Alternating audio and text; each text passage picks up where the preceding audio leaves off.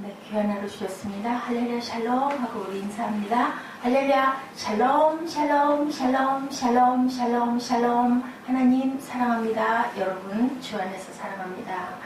우리 시편 112편 야훼를 경외하는 자의 축복이죠. 111편과 동일하게 111편도 할렐루야 내가 정직한 자들의 보임과 회중 가운데서 전심으로 야훼께 감사하리로다. 112편도 할렐루야 야훼를 경외하며 그의 계명을 크게 즐거워하는 자는 복이 있도다. 그래서 할렐루야 시편으로 알려져 있고 답관체라고 이렇게 기록되어 있습니다. 내용상 영적 지혜를 기원하고 있는 지혜시의 성격을 띠고 있다. 야훼를 경외하는 의인이 받을 축복과 악인의 최종적인 멸망을 날카롭게 대조하여 표현한 면에서는 시편 1편과 흡사하다라고 기록되어 있습니다. 야훼를 경외하는 자가 누리는 축복, 야훼를 경외하는 자의 복과 후손의 복이 1절에 나타나 있죠. 하나님을 경외하는 자는 당연히 그분의 말씀과 계명을 즐거워하는 자이다. 즐거워하는 자, 의인 12편 6절에 야훼를 경외하며 그의 계명을 크게 즐거워하는 자를 말한다. 여기서는 1절에도 이렇게 나타나 있습니다. 6절과 1절에 신명기 6장 25절이죠. 우리가 그의 명령대로 이 모든 명령을 삼가 지키면 그것이 곧 우리의 의로움이라. 로마서 2장 13절 하나님 앞에서는 오직 율법을 행하는 자라야 의롭다 하심을 얻을 수 있을 것이다. 재물을 흩어 빈궁한 자들에게 주겠다. 오늘 본문의 9절에 나타나 있는데 마태복음 25장 31절에서 46절에 그때 임금이 오른편에 있는 자들에게 이르시되 창세로부터 너희를 위하여 예비된 나라를 상속받으라. 너희가 여기 내 형제 중에 지극히 작은 자 하나에게 한 것이 곧 내게 한 것이라. 하늘에 올라갔는데 그러죠. 내가 목마를 때 물을 주었고 굶주릴 때 먹을 걸 주었다. 그러니까 언제 저희가 그랬습니까? 하니까 가장 작은 자, 가장 가난한 자에게 손대접한 것이 바로 나에게 한 것이다 라고 주님이 말씀하신 것을 우리가 압니다. 이렇게 야훼를 경외하는 자는 복을 받는다. 하나님을 사랑하는 것이라고 또 말씀하죠. 경건한 부모의 자손들은 조상들을 인하여 사랑을 입은 자가 된 사실을 우리가 아주 귀하게 여겨야 된다. 요한일서 5장 3절 우리 너무 잘 아시는 말씀. 하나님을 사랑하는 것은 이것이니 우리가 그의 계명을 지키는 것이라. 그의 계명들은 무거운 것이 아니로다 라고 증거합니다. 또한 로마서 11장 28절에도 복음으로 하면 그들이 너희로 말미암아 원수된 자요 택하심으로 하면 조상들로 말미암아 사랑을 입은 자다. 그러니까 하나님의 사랑 그렇잖아요. 우리가 하나님을 사랑하는 자가 하나님을 더 그 계명을 지키는 것처럼 세상에서도 그 사람을 사랑하면 그 사람이 좋아하는 것을 우리가 하고 싶어 하죠. 좋아하는 음식도 하고 싶어 하고 좋아하는 행동, 싫어하는 것은 피하게 됩니다. 이런 것처럼 사랑한다라는 건 그 사람이 원하는 것들을 잘 해주는 거. 하나님은 나를 경외하라. 다른 신들을 두지 말라. 내 계명을 지켜라 라고 말씀하시죠. 또한 흉한 소식을 두려워 않는 의인의 담대함에 대해서도 말씀하고 있습니다. 로마서 5장 3, 4절에 다만 이뿐 아니라 우리가 환난 중에도 즐거워하나니 이는 환난은 인내는 소망을 낳는다라고 말씀을 하시죠. 연단을 통해서 축복받는 의인과 멸망받는 악인에 대해서도 나타나 있죠. 구제에 힘쓴다. 그죠? 나눠주는 부분에 대해서 말하고 있습니다. 9절에 재물을 흩어 빈궁한 자들에게 주었다. 9절에 구제에 힘쓰는 의인에 대해서 고린도후서 9장 10절에서 12절 심는 자에게 씨와 먹을 양식을 주시는 이가 너희 심을 것을 주사 풍성하게 하시고 너의 의의 열매를 더하게 한다. 우리가 나눠주면 적어지는 것 같은데 사실은 그렇게 했을 때 하나님께서는 우리에게 더 많은 것으로 복을 주신다. 악은 결국은 멸망한다. 이를 알면서 소멸하는 데 있는 시기와 질투의 감정이 좌절 중에 도달했음을 나타내주는 표현을 가지고 있습니다. 교활한 악인에 대해서 시편 105편 25절에도 24절에도 나타나죠. 또 그 대적들의 마음이 변하게 하여 그의 백성을 미워하게 하시며 그의 종들에게 교활하게 행하게 하셨도다. 이것을 통해서 이 시편 111편은 찬양하기에 앞서 하나님의 영광을 찬양하기에 앞서서 시편과 유사점이 많고 두 시가 같은 경외하는 111편과 112편은 그래서 같은 부분이다. 그래서 111편 1절에서 3절 가정의 귀한 복에 대해서 말씀하시는 것을 우리가 함께 보도록 합니다. 어떤 화가가 세상에서 가장 아름다운 것을 화폭에 그려보겠다고 마음을 먹고 아름다운 것을 찾아 나섰대요. 그래서 여행도 다녀보고 이 사람 저 사람 물어보기도 했다고 합니다. 어떤 목사님에게 가장 아름다운 것이 세상에 뭘까요? 뭐라고 그랬겠어요? 믿음이라고 얘기를 했겠죠. 그리고 지나가는 군인에게 물어봤어요. 가장 아름다운 것이 무엇입니까? 그랬더니 그 군인은 평화입니다. 신혼여행을 가는 부부에게 물어보니 뭐라고 그랬겠어요? 사랑입니다. 그래서 아유 그 말이 너무나 마음에 들더래요. 그래서 이 세 가지 대답이 마음에 들어서 이제는 그것을 그리고 싶었다고 합니다. 이 세 가지를 합친 것은 과연 무엇일까라고 찾아 헤매다가 결국은 찾지를 못하고 터덜터덜 집으로 돌아왔다고 그러죠. 들어오는데 그냥 아이들이 눈망울 반짝반짝 빛내면서 아빠 그러고 뛰어나오더라고 그래요. 그것을 보면서 그 눈망울에서 믿음을 보았다고 그러죠. 아빠를 기다리고 아빠를 올 것을 알고 있었던 아이들의 눈망울이 믿음이구나라고 했다고 합니다. 근데 아내는 남편이 집을 비우고 오랫동안 있다가 들어왔는데도 아주 성실하고 정숙하게 열심히 집안일을 하고 있고 따뜻하게 반기는 모습을 보면서 사랑이구나. 그래서 방에 들어서서 옷을 벗는 순간 정말 평화로운 평화를 느꼈다. 가정처럼 아름다운 그림은 없다라는 것을 깨달았다는 그런 이야기가 있습니다. 잠언 15장 16절에 말씀하죠. 야훼를 경외하며 그의 계명을 크게 즐거워하는 자는 복이 있도다. 가산이 적어도 야훼를 경외하는 것이 크게 구하고 번뇌하는 것보다 나으리라고 이렇게 말씀합니다. 하나님을 경외하는 의로운 자는 하나님의 계명을 이렇게 즐거워한다. 우리가 법을 잘 지켜야 법으로부터 보호를 받는 것처럼 하나님의 계명을 즐거워하는 자는 하나님을 사랑하는 자이기 때문에 또한 하나님도 저희에게 끊임없는 사랑과 가진 것을 나눠주시는 하나님, 무엇이든지 없는 것이 없으신 하나님이죠. 후손이 땅에서 강대하여 복이 있도록 해주신 하나님, 2절에 나타나겠죠. 그 후손이 땅에서 강성하며 정직한 자들의 후손에게 복이 있으리로다. 의로운 자는 자기 자신만의 하나님의 율법을 기뻐하지 않죠. 그것을 나누려고 합니다. 하나님의 계명을 자손들에게 또한 가르치죠. 그래서 자손들로 하여금 일생을 경건한 삶을 살도록 합니다. 세상으로부터 헛된福이나 영예를 얻는 것보다 경건함으로 하나님으로부터 매일 일용할 양식을 받는 것처럼 평화로운 것은 없습니다. 뭘 많이 쌓아놓고 주워 갖고 싶어 하면은 그것이 욕심으로 인하여 우리가 그걸로 번뇌하게 되고 그걸로 염려하게 되죠. 그것으로 인하여서 또한 우리가 마음에 더 욕심이 자꾸 끊임없이 일어납니다.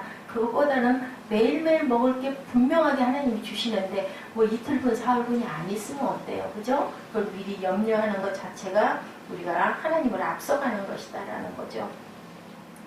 불의와 끊임없이 부딪히는 세상에서 불의와 타협하거나 비굴하지 말고 굳세게 당당하게 맞서 싸울 것과 가난하고 약한 자들을 맞이해서는 그에게 긍휼을 베풀며 도울 것을 본문에서 가르치고 있습니다. 그러면서도 스스로 교활하거나 이웃과 불화해서 안 된다.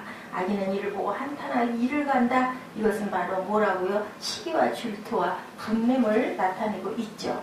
이로 인해서 후손은 강대한 복을 받게 된다. 그 율법을 자녀에게 가르치고 끊임없이 경건한 삶을 살게 하는 것을 가르치는 것. 그로 인하여 또한 자녀들은 더욱더 복된 삶을 살게 되고 또 그 자녀는 또 그 아래 자녀들에게 가르치겠죠. 내가 그들에게 한 마음과 한도를 주어 자기들과 자기 후손의 복을 위하여 항상 나를 경외하게 한다. 예레미야 32장 39절 말씀입니다. 종일토록 은혜를 베풀고 꾸어주니 그 자손이 복을 받는다. 시편 37편 26절에도 증거하고 있습니다. 그래서 우리는 야훼의 인자를 힘입고 살아가죠. 시편 103편 17절에도 야훼의 인자하심은 자기를 경외하는 자에게 언제부터 영원부터 영원까지 이르며 그의 의의는 자손에게 미친다라고 합니다. 결국은 땅을 차지하는데 그 평안한 복이 땅에서부터 하늘까지 이루어진다고 말씀하고 있습니다. 시편 25편 13절에도 저의 영혼은 평안히 거하고 그 자손은 땅을 상속하리로다. 또한 벌식하지 아니하죠. 내가 어려서부터 늙기까지 의인의 버림을 당하거나 그 자손이 걸식함을 보지 못하였도다라고 시편에 증거합니다. 또한 주 앞에 굳게 서게 되죠. 주의 종들의 자손이 항상 있고 그 후손이 주의 앞에 굳게 서리이다 하였도다. 시편 102편 28절입니다.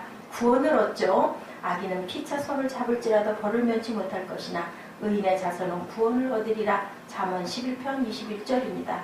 부요와 재물이 그 집에 있다라고 말씀하고 있죠.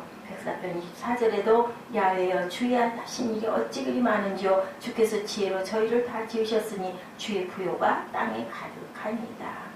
또한 깊도다 하나님의 지혜와 지식의 부요함이요 그의 판단은 측량치 못할 것이며 그의 길은 찾지 못할 것이로다. 로마서 11장 33절입니다.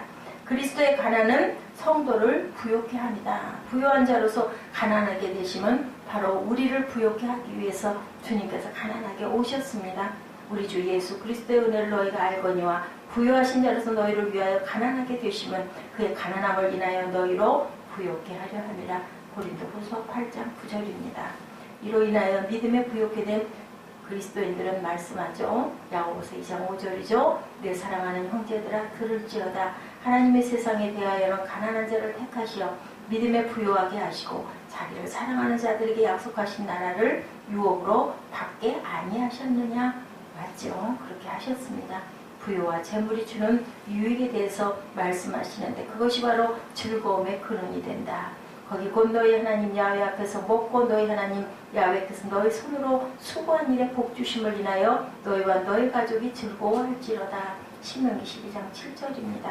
사람마다 먹고 마시는 것과 수고함으로 낙을 누리는 것이 하나님의 선물인 줄을 또한 알았도다. 전도서 3장 13절에도 솔로몬도 이것은 깨달았다라고 얘기하죠. 모든 게 다 헛되다고 했지만 사람마다 먹고 마시는 것과 수고함으로 낙을 누리는 것. 그러니까 우리가 먹고 마시는 걸 수고 안 하고 먹고 마시면 그것이 기쁜지 어떤지를 모른다라는 거예요. 중요한 건 우리가 항상 땀 흘려 수고하고 그것이 하나님이 주신 귀한 은혜고 복이라는 것, 선물이라는 것을 우리가 그랬을 때 깨달아 귀하죠. 뭔가를 받았을 때 돈 들이지 않고 그냥 누가 이렇게 준 거는 그렇게 귀하게 여겨지지가 않아요. 근데 내가 힘들게 모아가지고 준비하고 산 것들은 참 귀하더라고요. 보니까 선한 일을 행하고 선한 사업에 부하고 나누기를 좋아하며 동정하는 자가 되게 하라. 이것이 장래에 자기를 위하여 좋은 터를 쌓아 참된 생명을 취하는 것입니다.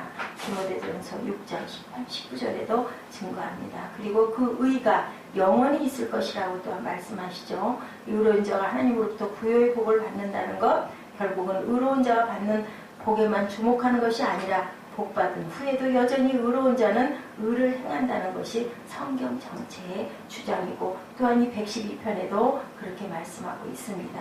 은혜를 베풀며 구워주는 자는 잘되나니 그를 정의로 행하리로다. 그는 영원히 흔들리지 아니하며 의인은 영원히 기억되리다. 6절에 본문 6절에 나타나고 있습니다. 의로운 자는 어떤 상황에서도 하나님 앞에서 자기를 자랑하지 않고 자기의 공로를 주장하지가 않지요. 의로운 자는 자기 자신이 전적으로 무능력한 자이고 하나님께서 내게 은혜를 베풀어 주셨기 때문에 내가 의롭다 칭함을 받았나이다 라고 하지 내가 의로운 의인입니다 라고 말하는 자는 아무도 없습니다. 잠언 16편 16절입니다. 지혜를 얻는 것이 금을 얻는 것보다 얼마나 나은고 명철을 얻는 것이 은을 얻는 것보다 더욱 나으리라. 의를 행하는 의인은 하나님께 복을 받아 환경이 최상으로 좋을 때나 환경이 최악으로 나쁠 때나 의를 버리지 아니한다. 인간들이 사악하여서 의로운 자의 의를 인정하려 하지 않을 때 하나님께서는 직접 의를 인정해 주시죠. 이것은 인간들로부터 받은 인정보다 훨씬 더 귀하고 확실한 거라는 것. 따라서 이것은 인간이 누릴 수 있는 가장 영예로운 복이고 기쁨이다. 저가 영영이 요동치 아니하며 의인은 영원히 기념하게 되리이다. 6절입니다. 모든 사람들이 그와 같은 의로운 길을 막아서고 빛을 가려 어둡게 할지라도 하나님께서는 그 앞길에 빛을 비춰주시며 인도해 주시죠. 내 발의 등이여 내 길에 빛이니이다. 109편에 그렇게 증거하고 있죠. 사람의 조언이나 인도보다는 확실하고 안전하게 주어진 삶의 길을 걸어갈 수 있도록 아버지께서 이렇게 좋은 말씀들을 주시죠.